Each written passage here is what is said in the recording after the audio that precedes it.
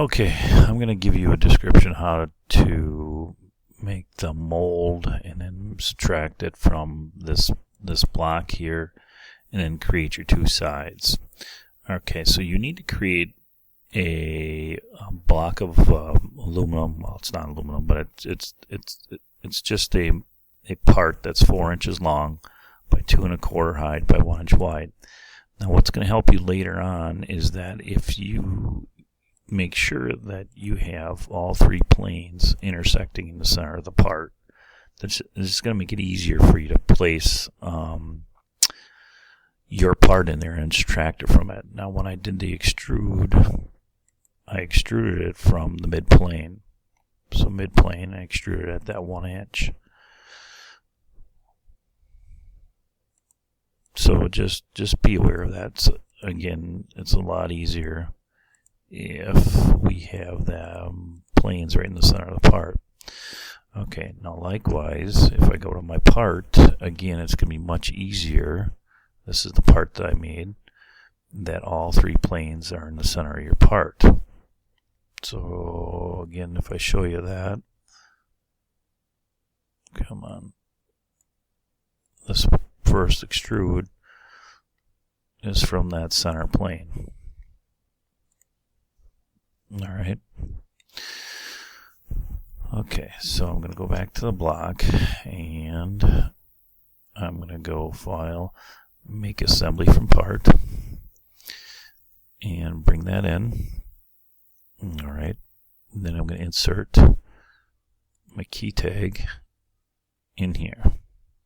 I don't like that rotation, so I'm going to rotate it. I want that up. Accept that. Okay, and then go into your mates and then start mating the planes. So I'm going to say the front plane of this guy with my front plane of that. Alright. That's why we did the planes the way we did the planes. And then the last one will be the right plane. Now, if your part isn't perfectly symmetrical, this may not work for you, but it works really nice in this case. So look how nice and centered that is already. And then if we go back and collapse all this, right now those two are fixed together. All right. Now the cavity is a little bit more detailed. So we're going to click on the block because that's what we're editing. That we're making cavity inside that block. So we go Edit Component. All right, we've got to save this assembly.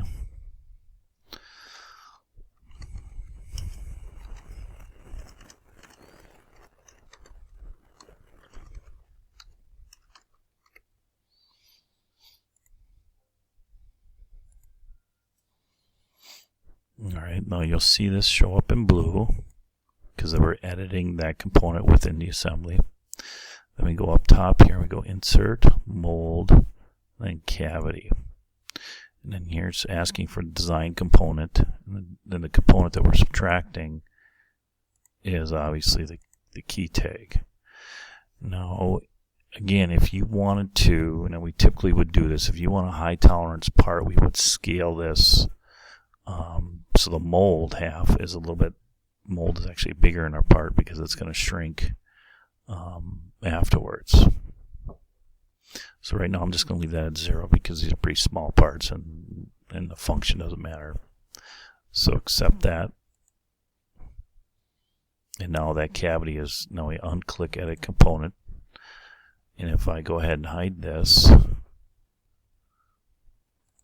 you notice now that is not in there. There's the cavities in the center of the part.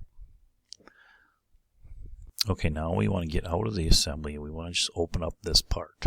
So open up your mold half out of the assembly. Now you should see the feature cavity in there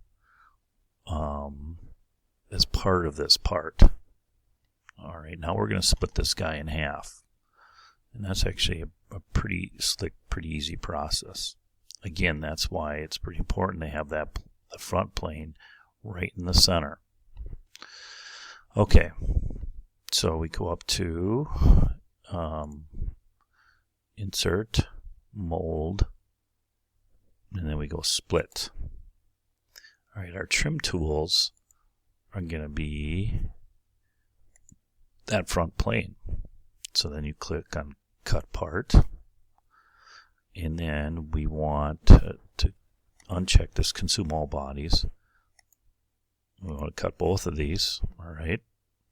And then you double click on where it says, now we're going to, because this is going to name, it's going to make two parts from this one part. So we double click on the none. And so we're going to say, call this side A,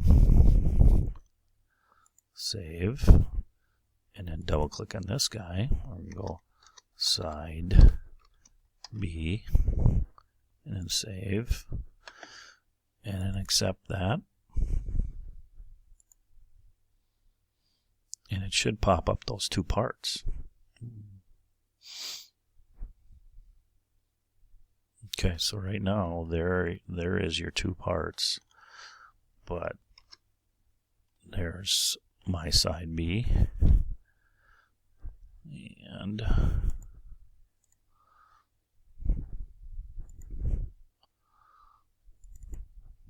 there's side A.